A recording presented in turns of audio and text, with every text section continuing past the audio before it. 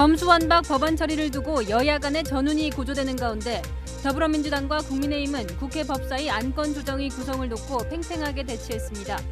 민영배 의원의 위장, 기획 탈당을 두고 민주당 내부에서도 비판이 터져나오는 가운데 국민의힘은 이틀간 비상대기령을 내리며 결사항전을 예고했습니다.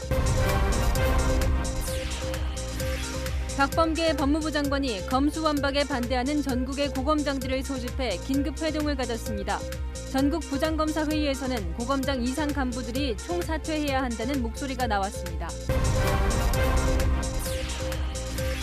더불어민주당이 송영길 전 대표와 박주민 의원의 6일 지방선거 서울시장 공천 배제를 이틀 만에 철회했습니다. 시간이 촉박해 100% 국민 경선으로 서울시장 후보를 선출하기로 했습니다. 서울의 낙후 지역인 창신동에서 80대 노모와 50대 아들이 숨진 지 한 달 만에 발견됐습니다. 붕괴 위험이 있는 낡은 주택에 살며 수입도 거의 없었는데 기초생활수급 자격조차 주어지지 않았습니다.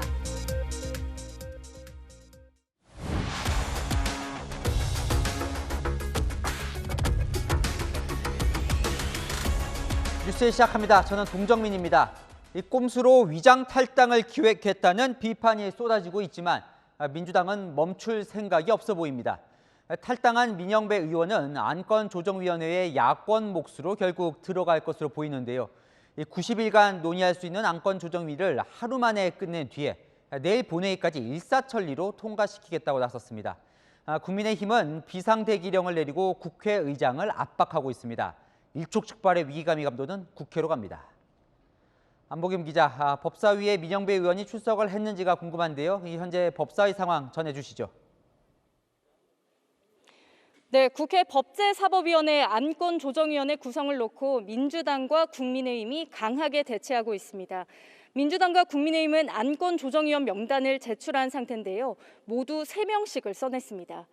하지만 구성은 민주당 박광온 법사위원장 권한이라 야당목 3명 가운데 어제 민주당을 탈당해 무소속이 된 민형배 의원이 들어갈 걸로 보입니다. 민주당은 조금 뒤 안건조정위 구성을 확정짓고 첫 회의를 열 예정입니다. 다만 오늘은 구성만 하고 검수완박 법안 처리는 강행하지 않을 걸로 보입니다. 안건조정위원회는 오늘 중으로 밤을 새워서라도 심도 깊게 심사할 것을 촉구합니다. 국회의장님께도 요청드립니다.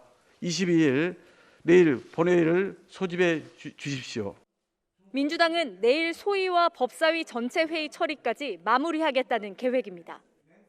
그렇다면 이 국민의힘 반발이 상당할 것 같은데요. 네, 맞습니다. 국민의힘은 기습적으로 회의가 열릴 것에 대비해 국회 안에서 현재 비상 대기하고 있습니다. 권성동 원내대표는 의원들에게 국회 경내에 비상대기 해달라는 공지 문자를 보냈습니다. 민주당 내 소신파 의원이나 박병석 국회의장 설득에도 총력전을 펴고 있습니다. 박병석 국회의장께서는 이런 민주당의 폭거, 국회 테러에 동조하거나 참여해서 회기 쪼개기에 동조하는 모습을 보이지 않으시기를 바랍니다.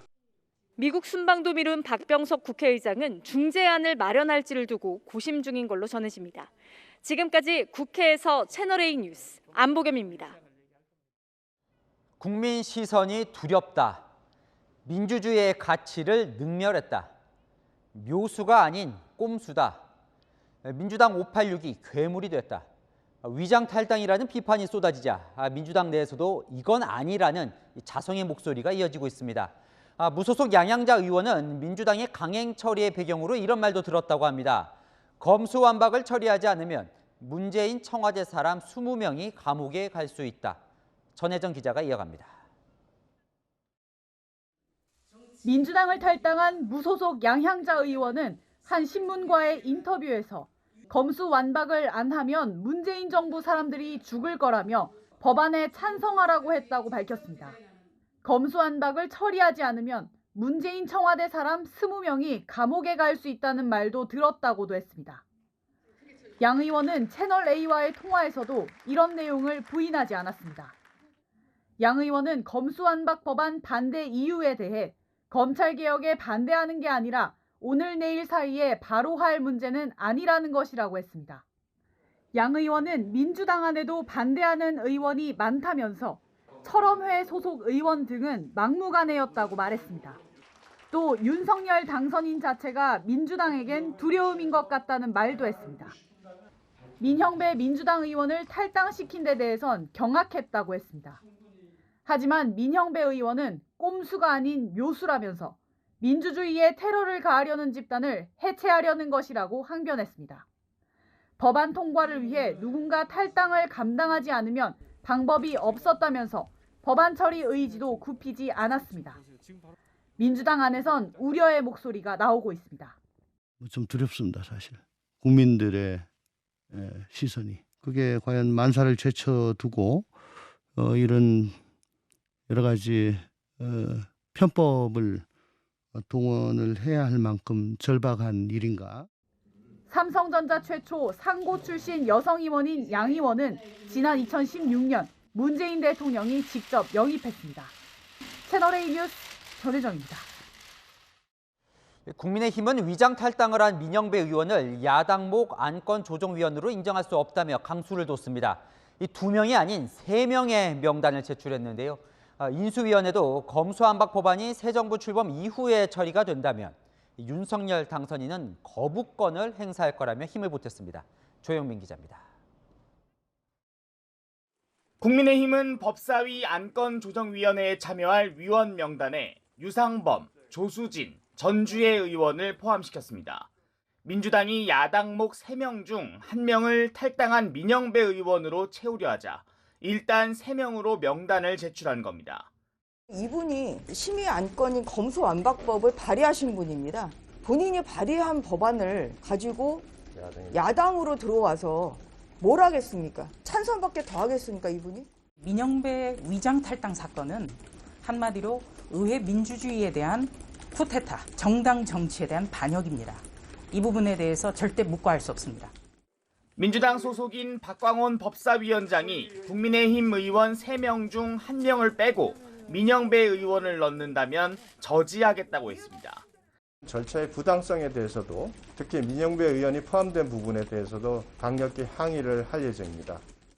대통령직 인수위원회도 3번째 입장을 발표하며 민주당의 강행 처리 시도를 비판했습니다. 법제처는 위헌성 및 법체계상 정합성의 문제뿐만 아니라 국민의 인권을 후퇴시키고 특히 국제 형사사법 절차에 혼돈을 초래할 우려가 있다는 의견을 검사의 직접 수사를 전제로 하고 있는 가정폭력처벌법, 아동학대처벌법 등 31가지 법안 목록도 공개하며 검수완박 법안이 통과되면 혼선이 불가피하다고 강조했습니다. 인수위는 또 윤석열 대통령 당선인 취임 이후 법안이 국회를 통과할 경우에는 윤 당선인이 거부권을 행사할 거라고 밝혔습니다. 채널A 뉴스 조영민입니다. 수사권 박탈 시간이 다가오면서 검찰은 더 절박해지고 있습니다.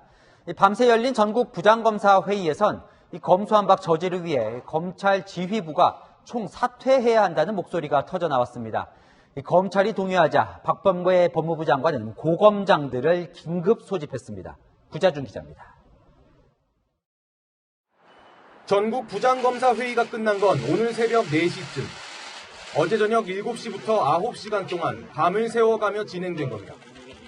회의에선 검수완박의 문제점 지적과 함께 정치권과 검찰 수뇌부를 향한 격앙된 목소리가 터져나왔습니다.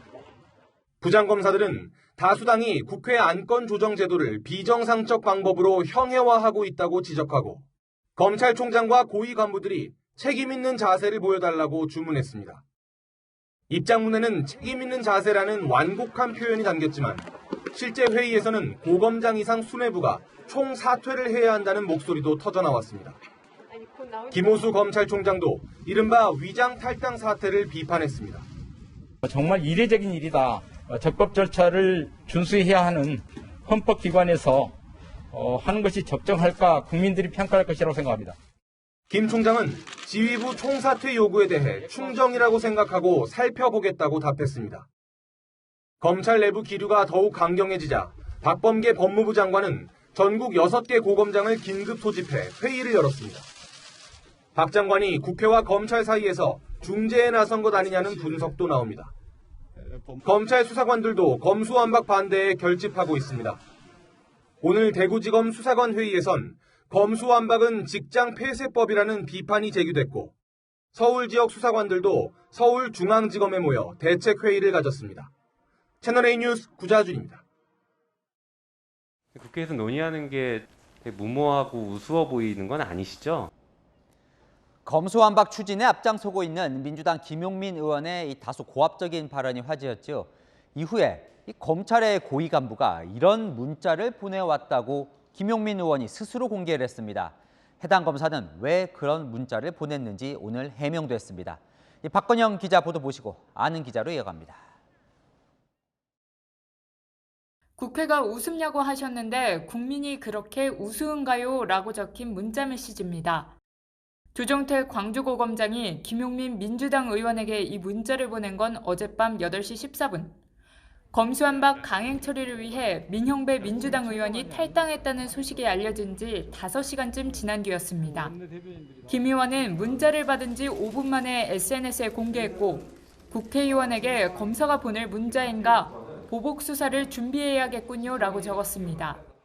국민의 이익 또는 국민의 피해 이런 부분이 빠진 채 진행되는 논의 과정에 좀 그 부분을 신경을 써주시사 하고 문자를 드렸고 김 의원이 국회에서 김영두 법원 행정처 차장에게 했던 발언을 겨눴다는 해석도 나옵니다. 제가 지금 질의를 하고 있잖아요. 국회에서 논의하는 게 차장님 보시길 때는 되게 무모하고 우스워 보이는 건 아니시죠? 아닙니다. 문자 공방에는 김우곤 대구지검장도 가세했습니다. 국회 입법조사처나 예산정책처 공직자들이 기획재정부나 법무부로 가야 한다면 받아들일 수 있겠느냐는 글을 SNS에 올린 겁니다. 검수완박이 검찰에 미칠 영향을 국회 상황에 빗대 검수완박 강경론자인 김 의원을 비판한 걸로 보입니다.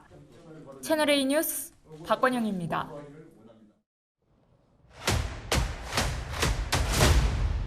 아는 기자, 아자 시작합니다. 정치부 이현수 기자와 얼룩진 국회 소식 알아봅니다. 자, 민주당 위성정당으로 당선된 이 시대전환 조정훈 대표는 이런 표현을 썼더군요. 민주당이 괴물이 됐다고요. 네, 조정훈 대표 범여권 인사로 꼽히는 인물인데요. 오늘 민주화를 이룬 선배들이 민주주의 원칙을 흔들고 있다면서 괴물이 돼가는 게 아니냐고 지적했습니다. 최근 민주당이 일명 검수완박법 처리를 위해 수단과 방법을 가리지 않는 모습을 괴물이라고 표현한 겁니다. 민주당 보면 무리수를 더 큰 무리수로 덮는 모양새 같습니다. 우선 민주당이 공개적으로 세운 목표는 문재인 정부 내에서 검수완박법을 처리한다입니다. 그래서 우선 안건 조정위 제도를 활용하는데요. 안건 조정위는 사실 의석수가 적은 소수당이 쓸 카드로 도입을 한 겁니다. 3대3 여야 동수로 90일간 논의를 하게 하면서 다수당의 강행 처리를 일단 막는다는 취지로요. 그런데 민주당은 여권 성향의 무소속 의원을 투입해서 4대2가 되게 해서 민주당 뜻대로 법안을 통과시켜 왔습니다. 이번에도 민주당 출신인 양향자 무소속 의원을 법사위에 투입해서 처리를 노린 건데 양 의원이 검수완박법을 반대하고 나서면서 돌발 변수가 생긴 겁니다. 검수완박법을 90일 동안 논의를 해야 될 수도 있는 상황이 된 거죠. 그러자 민영배 민주당 의원이 전격 탈당을 해서 무소속이 됩니다. 무소속 몫으로 안건 조정에 참여하려고 편법을 쓴 건데요. 어제 무소속으로 변신한 민영배 의원을 안건 조정위에 넣을 것인가는 박강원 법사위원장의 권한인데 아직 결정을 하진 않았습니다. 안건 조정위에서 처리를 한다고 해도 본회의 의결 과정이 남아 있습니다. 국민의힘이 무제한 자유토론, 필리버스터로 응수를 한다면 이 토론을 끝내는데 180석 동의가 필요합니다. 민주당이 171석이니까 9명이 부족하죠. 6석 정의당에선 강은미 의원만 찬성 의사를 밝혔고 권은희 국민의당 원내대표까지 찬성하면서 이 9명 숫자를 맞추나 했는데 민주당 출신 양향자 의원, 범여권 조정훈 의원이 반대 입장을 표명하며 제동이 걸린 상황입니다. 자, 시청자분도 질문을 주셨습니다. 이런 무리수는 누가 구상한 거냐? 철험의 생각이냐? 이게 철험에는 초선 의원 모임 이 생각이냐? 이렇게 물어보시네요. 네, 우선은 윤호중 공동비상대책위원장 그리고 박홍근 원내대표, 즉 지도부가 이 큰 전략을 지휘하고 있다고 봐야겠죠. 무소속 의원 사보임이나 민 의원 탈당 등도 상의를 했을 것으로 보입니다. 그리고 박 원내대표 경선 때부터 이렇게 강조했습니다. 정치보복을 기필코 제지하겠습니다. 수사권 분리 등 검찰개혁, 가짜뉴스 방지 등 언론개혁은 반드시 결과를 만들어내겠습니다. 네, 여기에 검수완박을 강하게 주장해온 초선 의원 모임 철험회가 주도적 역할을 하고 있는 것으로 알려졌습니다. 검찰의 민주적 개혁을 표방하며 2020년 6월에 만들어진 모임인데요. 황운하, 민영배, 김용빈, 김남국, 최경욱 의원 등 다수가 법사위에서 활동하고 있습니다. 앞서 전해드리기도 했지만 이 당 내에서도 좀 무리하다는 목소리가 나오는 것 같고 여론도 보면 그렇게 좋은 것 같지는 않는데요. 네, 민영배 의원이 탈당한 것을 두고선 민주당 내에서도 좀 충격이란 반응이 나왔습니다. 김병욱 의원, 이재명 전 지사 측근 모임인 7인회로 가깝게 지낸 민영배 의원 탈당에 대해 민주주의 능멸이라고 했고요. 이소영 의원은 위성정당 창당 때를 언급하면서 명백한 편법이라고 지적했습니다. 또 민주당 내에서는 검찰 수사권 완전 박탈이 아니라 덜 박탈하자는 검수 덜박 이렇게 속도 조절 주장도 나오는데요. 조홍천 의원이 먼저 꺼낸 건데 박용진 의원도 동조를 하면서 우려를 표했습니다. 오늘 나온 여론조사를 봐도 검수완박법 처리 반대가 50%로 여론이 우호적이지만은 않은 상황입니다. 네, 그러니까 이제 시청자분도 이런 질문을 주셨습니다. 이렇게 뭐 여론도 안 좋고 국민들이 보고 있는데 이렇게 밀어붙이는 이유가 대체 뭐냐? 네. 그 이유는 크게 두 가지로 유추를 해볼 수 있을 것 같습니다. 양향자 의원이 민주당 인사에게 들었다고 폭로한 말, 검수완박을 안 하면 문재인 정부 20명이 감옥 간다더라. 보복을 우려하고 막겠다는 속내가 담겼다고 보이죠. 이 20명이 누군지는 알려진 바는 없는데요. 그동안 민주당 인사들이 지키겠다고 했던 문재인 대통령, 이재명 전 경기지사를 비롯해서 검찰 수사와 재판을 받고 있는 청와대 전 현직 인사들을 지칭한 것으로 보입니다. 또 두 번째 이유는 인수위 발표문을 보면 나옵니다. 윤 당선인은 검수완박법에 당연히 거부권을 행사할 것이다. 윤 당선인이 취임하면 대통령이 거부권을 행사할 수 있어서 지금이 아니면 안 된다 이런 위기의식이 있는 겁니다. 자, 이 결과적으로 종합해 보면 민주당이 이제 와서 멈출 것 같진 않은 거죠? 우선 민주당 내에 소신 발언을 하는 인사들이 늘어나고 있고 국회의장도 해외 순방을 미루고 지금 중재안을 만들고 있긴 한데요. 그래서 상황이 달라질 수도 있습니다만 민주당 내에서는 지금을 놓치면 검수완박 처리 기회가 없다는 분위기가 있고 또 강성 지지층의 압박도 받고 있거든요. 법사위, 본회의가 열릴 수 있을지 내일이 분수령이 될 전망입니다. 자, 내일 저녁 이 시각에 어떤 뉴스를 전해드릴지 궁금합니다. 자, 이현수 기자 잘 들었습니다. 더불어민주당이 서울시장 공천에서 송영길 전 대표와 박주민 의원을 배제하기로 했던 결정을 뒤집었습니다. 두 사람은 물론 새로운 후보까지 포함해서 100% 국민 경선을 치르겠다는 계획입니다. 결국 원칙도 없이 당내 갈등만 고스란히 노출한 꼴이 됐습니다. 윤수민 기자입니다. 더불어민주당이 송영길 전 대표와 박주민 의원을 서울시장 공천에서 제외하기로 했던 전략공천위원회의 결정을 이틀 만에 뒤집었습니다. 송 전 대표와 박 의원은 물론 추가 인물까지 영입해 100% 국민 경선을 치르겠다고 밝혔습니다. 민주당 지도부는 어젯밤 심야회동에 이어 오늘 2시간 경론 끝에 이같이 결론냈습니다. 송영길 전 대표의 어떤 대선 패배 책임 내지는 또 기타 어제 개파 발언 등등에 대해서 이런 지적은 있었습니다만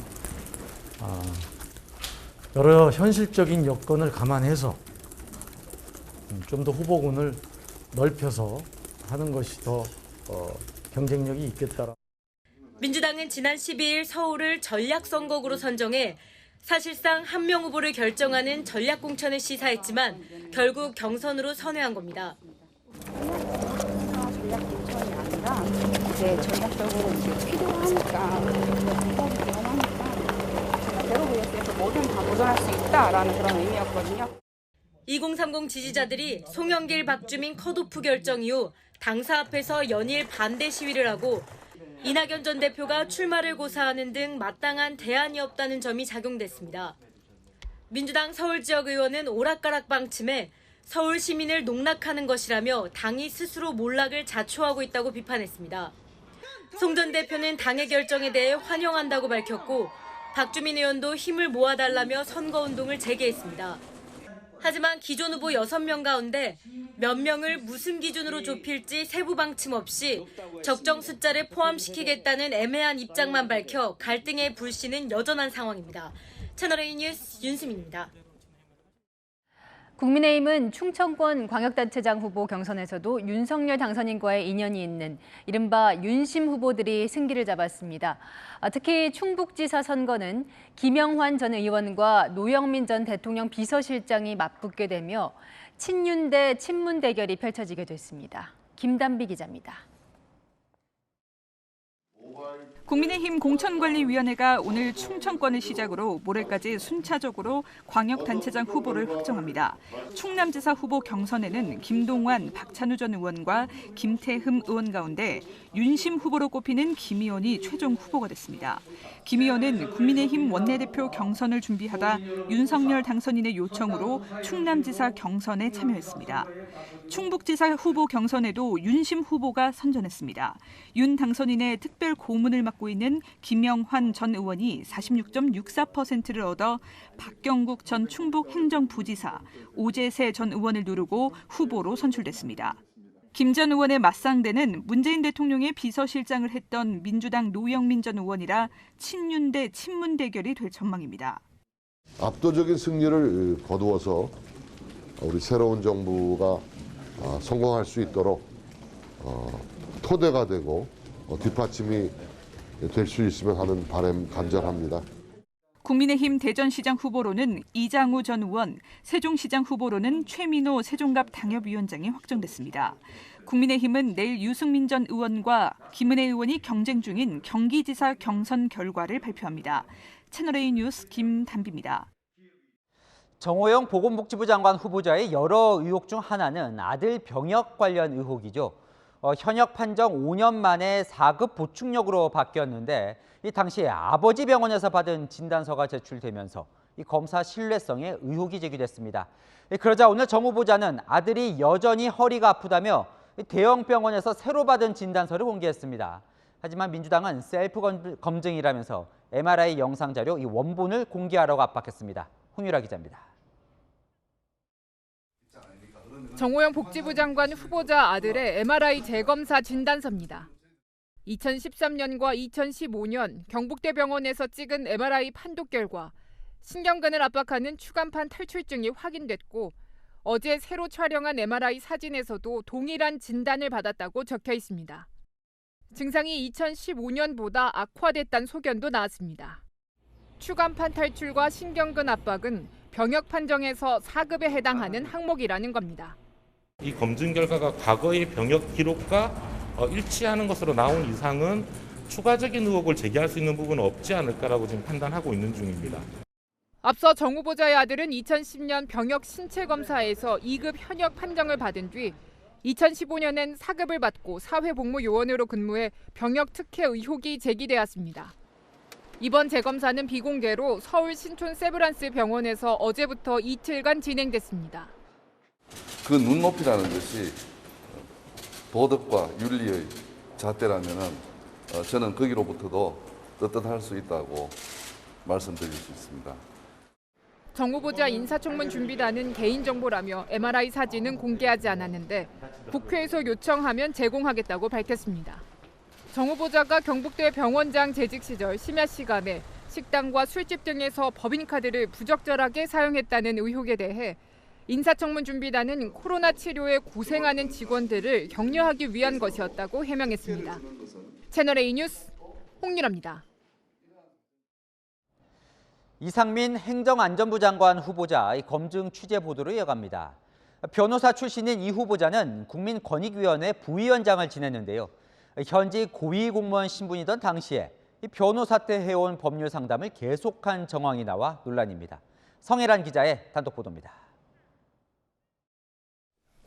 이상민 행정안전부 장관 후보자는 지난 2015년 11월부터 2017년 12월까지 국민권익위원회 부위원장을 지냈습니다.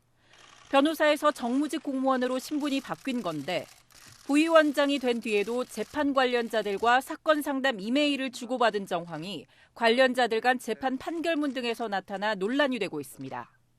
2019년 재판부에 제출된 자료에 따르면 이상민 부위원장이 명함에 표기된 이메일과 동일한 주소를 사용해 7회에 걸쳐 A씨의 형사사건을 상담해줬다고 적혀 있습니다. A씨는 당시 뇌물을 받은 혐의로 재판을 받고 있었습니다. 선고 기일과 관련해 저도 잘 부탁해 놓겠다. 저도 마지막까지 애써보겠다는 이 후보자의 이메일 답신 내용도 증거자료로 제출됐습니다. 판결문에는 이 후보자가 A씨를 자신에게 소개해준 B씨와도 사건 상담을 했다는 내용이 등장합니다. B씨가 2015년 10월경부터 2016년 2월경까지 이상민 변호사와 뇌물수수 사건 상담을 위해 약 10여 차례 이메일을 주고받았으며 이 변호사가 권익위 부위원장으로 취임한 이후에도 계속 이메일을 주고받았다고 적시돼 있습니다. 고위직 국가공무원으로서 특정 사건에 대해서 편의를 봐주겠다는 식의 이메일을 주고받았다는 것은 국가공무원법 위반 소지도 상당히 높고 도의적으로나 적절하지 못한 행위라고 생각합니다. 법률 상담으로 대가를 받았다면 변호사법 위반에도 해당될 수 있습니다.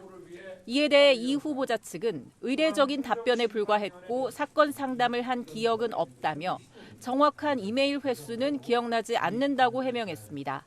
채널A 뉴스 성혜란입니다.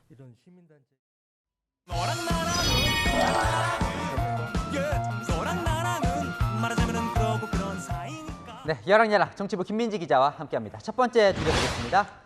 예능 프로그램에 출연한 사람 누군지 알 것 같은데요. 네, 윤석열 당선인입니다. 이 해당 프로그램은요, 이슈가 되는 인물을 초대해서 인터뷰하고 퀴즈를 내서 맞히면 상금을, 못 맞히면 웃기고 재미있는 선물을 주는 형식인데요. 네, 사진을 보니까 당선인은 퀴즈를 못 맞췄나 보네요. 네, 상금 대신에 이 선글라스와 인형을 받았습니다.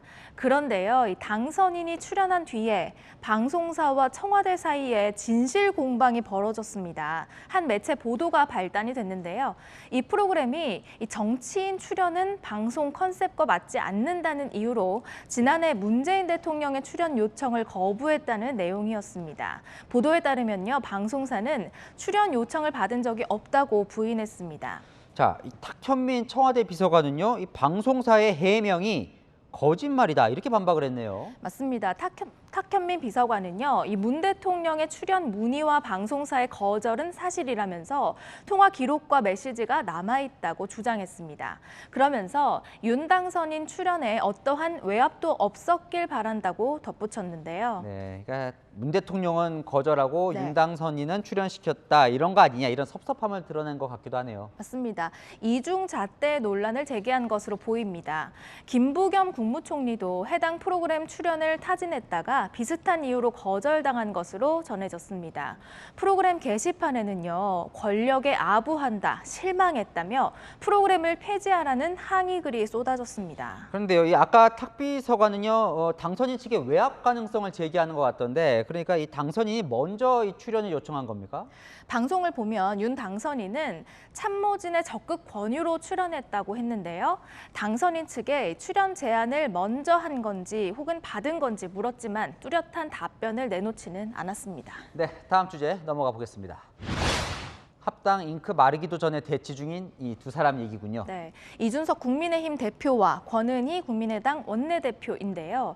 두 당은 얼마 전에 합당하기로 합의를 했죠. 그런데 권은희 원내대표가 민주당의 검수완박 법안에 찬성 입장을 밝히면서 이준석 대표가 몰아세웠습니다. 합의안이 잉크가 마르기도 전에 권은희 의원이 국민의당 원내대표직을 이용하여 검수완박 관련 4당 원내대표 회동에 참석했다고 합니다. 개인의 소신을 피력하기 위한 방법이라면 지금 당장 탈당하고 합당에 참여하지 않기를 바랍니다. 권 원내대표도 가만히 있지는 않았는데요. 민주당이나 국민의힘이나 일란성 쌍둥이라면서 현재 엄연히 다른 당인 국민의당 원내대표에게 자격이 있니 없니 탈당을 하라느니 한다고 비판했습니다. 그런데 아직 합당이 된 게 아닌가 보죠? 네, 절차가 아직 남아 있습니다. 내일 열리는 국민의힘 전국위원회에서 합당을 의결해야 하고요. 이후에 선관위에 합당 신고도 해야 마무리가 됩니다. 내심 민주당은 이 필리버스터 중단하는데 권은희 원내대표의 도움을 협조를 좀 바라는 것 같던데요. 네, 그러다 보니까 국민의힘으로서는 좀 난감한 상황이 됐는데요. 권은희 원내대표는 탈당하라는 누리꾼과 댓글 설전도 벌이고 있습니다.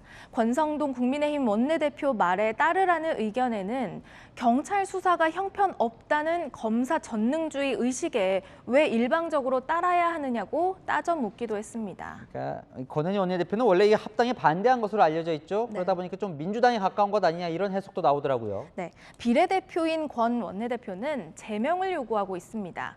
스스로 탈당을 하면 의원직을 상실하기 때문인데요.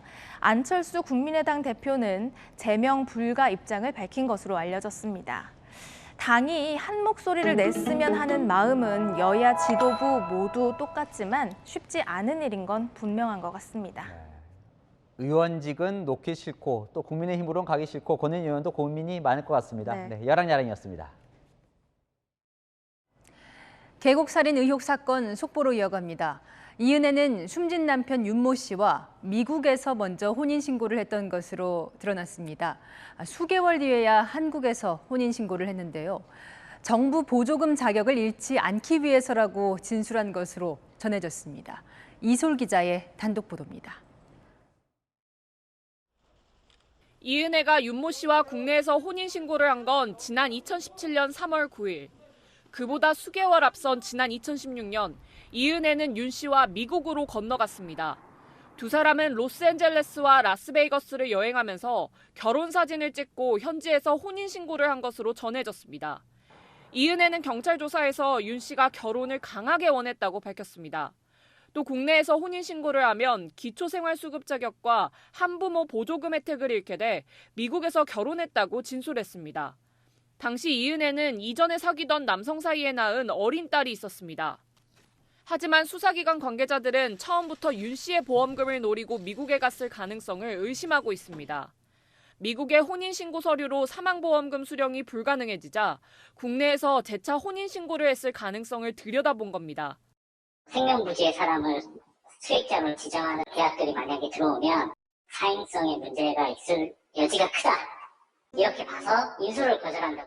이은혜는 윤 씨에게 혼인신고를 하면 한부모 지원금을 못 받으니 자신이 원하는 만큼 경제적 지원을 해달라고 요구한 것으로도 전해집니다.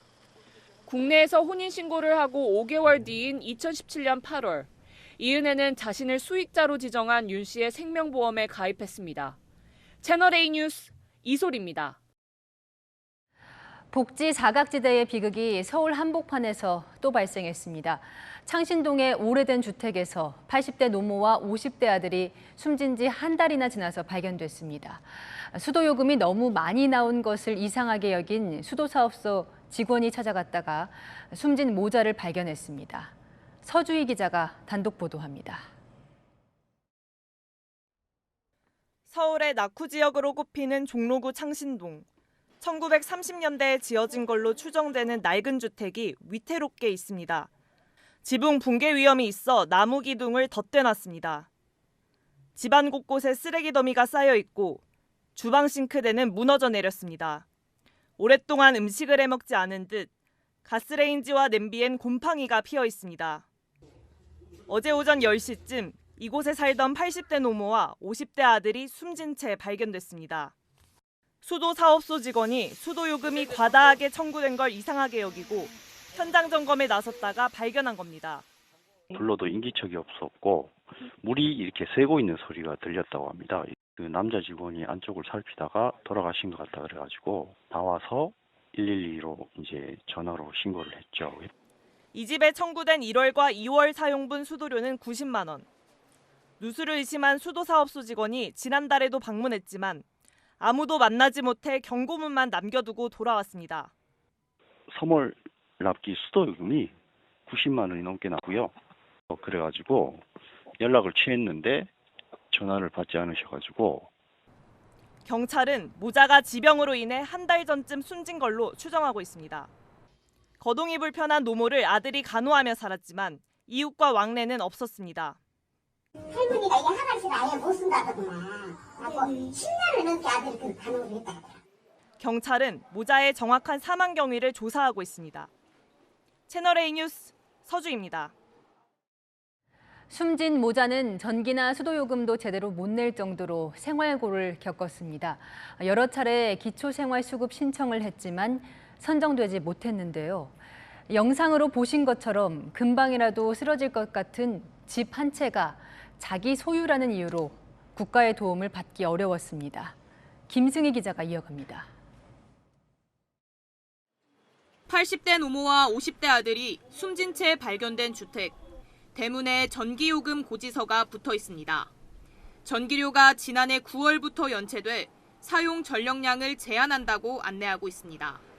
한 달 전기요금은 평균 5만 원 정도, 연체된 금액은 26만 원이었습니다. 이 돈을 내기 어려울 정도로 모자의 생활은 궁핍했던 걸로 보입니다.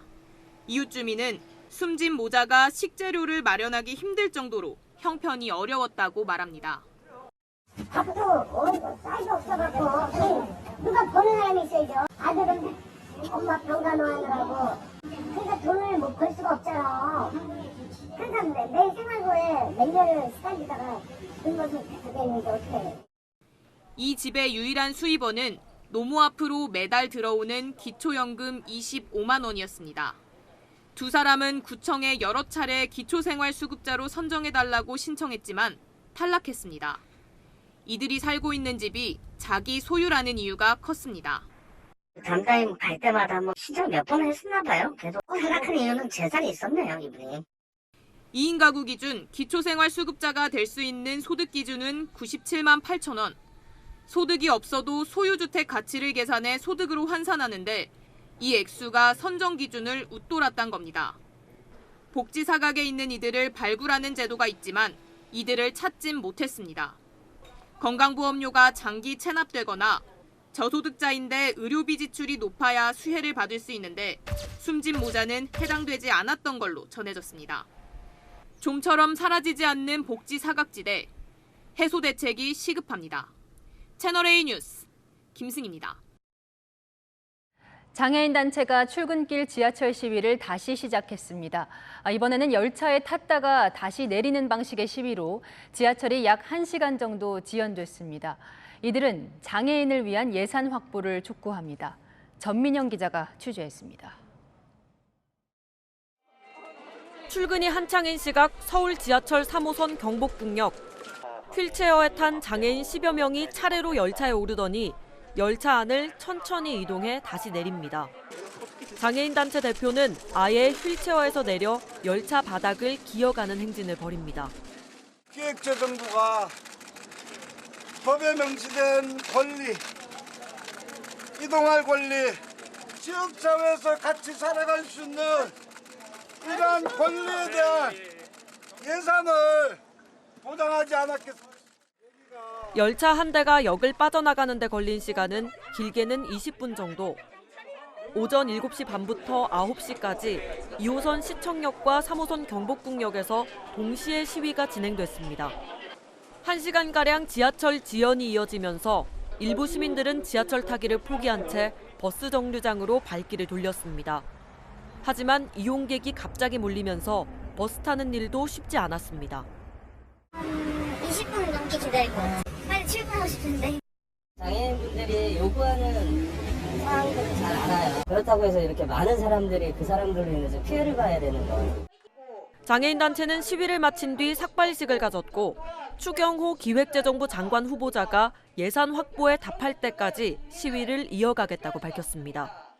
장애인 부모연대는 발달장애인 24시간 지원 체계를 요구하면서 대통령직 인수위원회 앞에서 이틀째 단식 농성을 이어가고 있습니다. 채널A 뉴스 전민영입니다.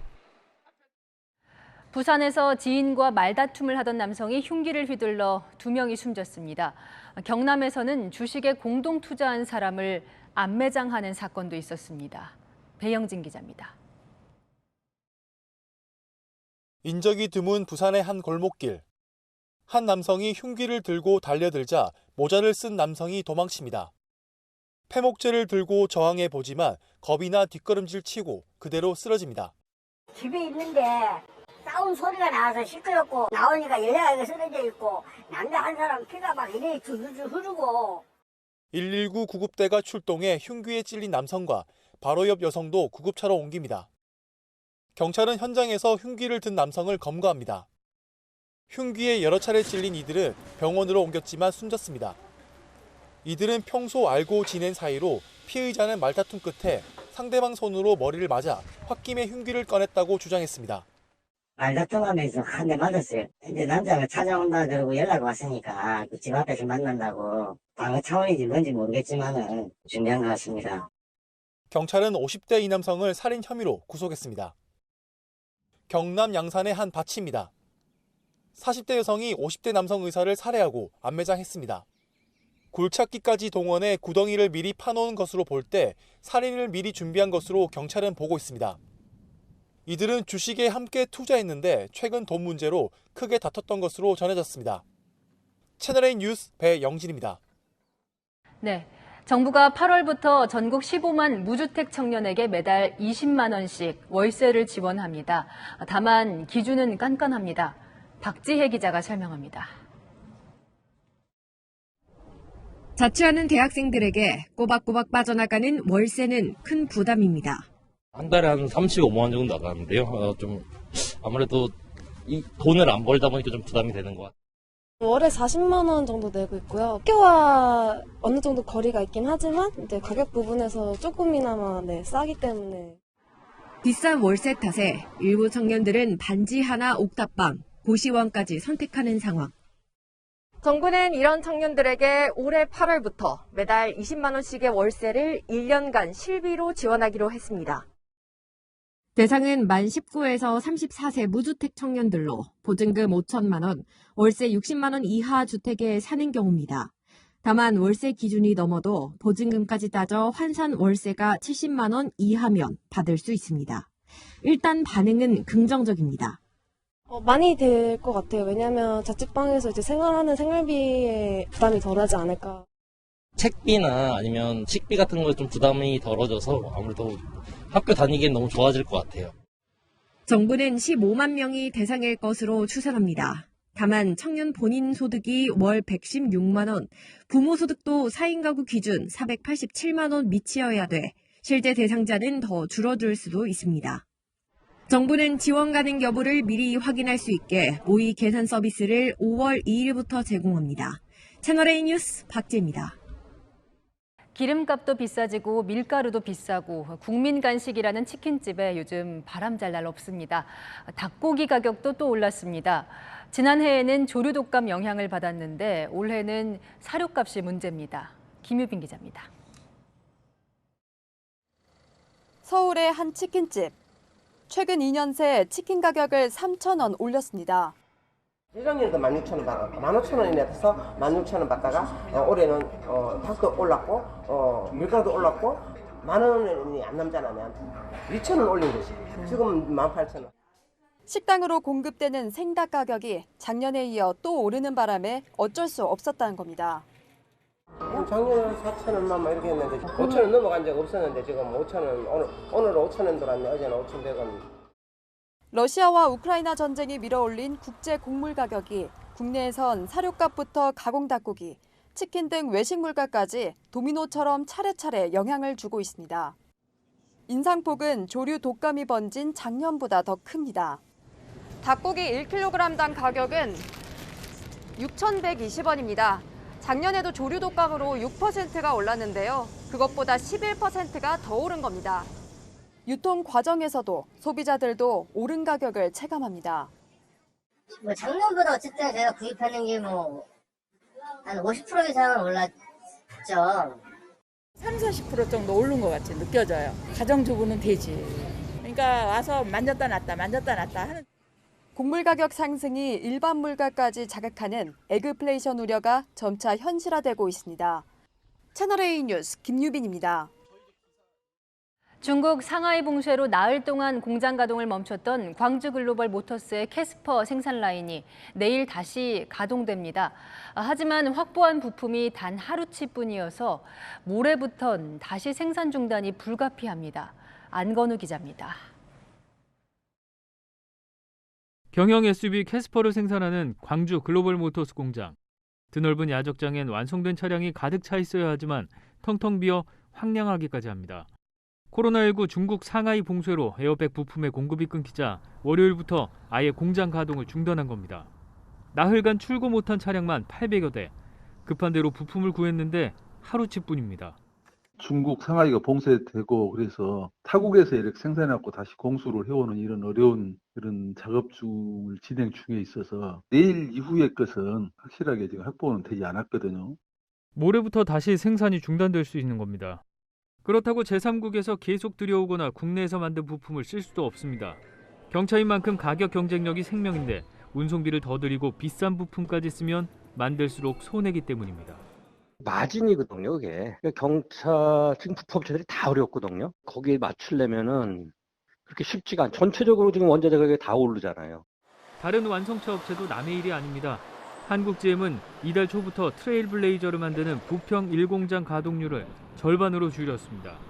안 그래도 차량용 반도체가 부족한데 중국산 브레이크 부품 공급까지 막힌 데 따른 겁니다. 수만 개의 부품 중 단 한 개라도 빠지면 생산 설비를 멈춰 세울 수밖에 없는 국내 자동차 산업부터 공급망 대란의 직격탄을 맞고 있습니다. 채널A 뉴스 안건우입니다. 러시아가 1945년 히로시마 원자폭탄에 2,000배에 달하는 무시무시한 대륙간 탄도미사일을 쏘아 올렸습니다. 전국 어디든 1시간 내에 타격이 가능하다는데요. 우크라이나의 무기 지원을 약속한 이 서방 세계를 향한 경고라는 해석입니다. 염정원 기자입니다. 지면 아래에서 모습을 드러내더니 굉음과 함께 하늘로 치솟는 미사일. 러시아가 차세대 대륙간 탄도미사일 사르마트 시험 발사로 무력 시위에 나선 겁니다. 극동 캄차카 반도에 있는 표적을 명중한 직후 푸틴 러시아 대통령은 서방에 경고 메시지를 보냈습니다. надежно обеспечит безопасность России от внешних угроз и заставит задуматься тех, кто в полуоголтелой агрессивной риторике пытается угрожать нашей стране. 지난 2009년 개발을 시작한 사르마트는 최대 사거리 18,000km로 1시간 안에 지구 어디든 타격할 수 있는 극초음속 미사일입니다. 100만 톤급 핵탄두 15개까지 탑재가 가능해 히로시마 원폭의 2,000배 위력입니다. 러시아 국방부는 남한 면적의 7배인 미국 텍사스주나 프랑스 전체를 완전 초토화시킬 수 있다고 주장했습니다. 미 백악관은 사전에 통보를 받았고 위협이 되지 않을 것이라고 밝혔습니다. 그러나 서방국의 우크라이나 군사 지원 강화 발표 뒤 ICBM 시험 발사가 강행된 겁니다. Але давайте поки сформулюємо це так. Ці повідомлення протиречиві, але ми сформулюємо це так, що самолітний парк повітряних сил Збройних сил України дещо збільшився. 우크라이나 동남부 요충지 마리우폴은 사실상 함락됐고 아조스탈 제철소에서 2천여 명이 최후 항전 중입니다. 푸틴 대통령은 제철소 총공격 계획을 취소하고 봉쇄를 지시했다고 외신은 전했습니다. 채널A 뉴스 염정원입니다. 이 코로나로 집콕 인구가 늘면서 각광을 받아온 넷플릭스가 이 활동 제한이 풀리면서 직격탄을 맞고 있습니다. 이 가입자가 11년 만에 처음으로 감소를 했고 이 주가는 폭락했습니다. 박수유 기자입니다. 지난해 46일 연속 드라마 순위 1위를 차지하며 넷플릭스 최장 기록을 세운 오징어 게임. 새로운 콘텐츠로 영화관 등을 대신해 팬데믹 기간 안방을 점령했던 온라인 동영상 서비스 넷플릭스가 1분기에도 가입자 270만 명을 더 늘릴 것이라는 예측이 월가에서 지배적이었습니다. 그러나 20만 명 줄어들었다는 충격적인 발표에 주가는 35% 넘게 폭락했고 67조 원 정도 시가총액이 사라졌습니다. 11년 만에 첫 가입자 감소입니다. 10 years of fabulous growth at Netflix has finally hit a wall. I think the rest of the content industry has responded to Netflix having disrupted the business. 일상 회복 중인 북미에서 64만 명 줄었고 유럽과 중동, 아프리카에서 30만 명이 감소했습니다. 지난 1분기 확산세가 여전했던 우리나라 등 아시아에서만 109만 명 증가했습니다. 특히 우크라이나 전쟁 이후 서비스를 중단한 러시아에서 가입자 70만 명을 잃었습니다. 넷플릭스가 2분기 가입자 감소폭이 200만 명에 이를 것이라는 암울한 전망을 내놓은 가운데 다른 온라인 동영상을 서비스하는 디즈니와 파라마운트, 워너브러더스의 주가도 5% 넘게 추락했습니다. 채널A 뉴스 박수유입니다. 내일은 흐린 하늘 속에 중북부 지방에 비가 내리겠습니다. 오전부터 늦은 오후 사이 수도권과 영서, 충청 북부 지역에 5mm 안팎으로 오겠는데요. 돌풍과 천둥을 동반해 요란하겠지만 비의 양이 워낙 적어서 메마름을 해소하긴 어렵겠습니다. 며칠째 전국 많은 곳엔 건조특보가 계속되고 있고요. 영동과 경북 곳곳엔 건조경보가 내려져 있는데요. 오늘 밤부턴 양간지풍까지 겹치면서 동해안으론 초속 20m가 넘는 돌풍이 순간적으로 불겠습니다. 대형 산불 위험이 고조되고 있습니다. 불씨 관리 철저히 해주시기 바랍니다. 내일 중부지방은 서울의 낮 기온이 19도 등 오늘보다 낮겠는데요. 남부지방은 대구가 29도로 오늘보다 10도 정도 올라서 초여름만큼 덥겠습니다. 주말엔 구름 많은 가운데 기온이 크게 오르겠고요. 다음 주 초반은 전국에 많은 비가 내릴 전망입니다. 날씨였습니다. 10년 전만 해도 국회에서 망치와 소화기까지 등장했었습니다. 이런 동물국회 없애자고 만든 게 국회 선진화법입니다. 소수당이 몸으로 막을 수 없게 처벌을 강화하되 대신 소수당의 토론을 보장하는 안건조정위원회와 필리버스터 제도를 도입했죠. 당시 소수당이던 민주당의 박범계 의원은 다수당의 날치기를 막는 제도라며 찬성했었습니다. 10년 뒤 다수당이 되자 민주당은 꼼수로 이 날치기 방지 제도를 모두 무력화시키려고 합니다. 마침표 찍겠습니다. 다시 떠오른 동물국회 악몽. 뉴스A 마칩니다. 감사합니다.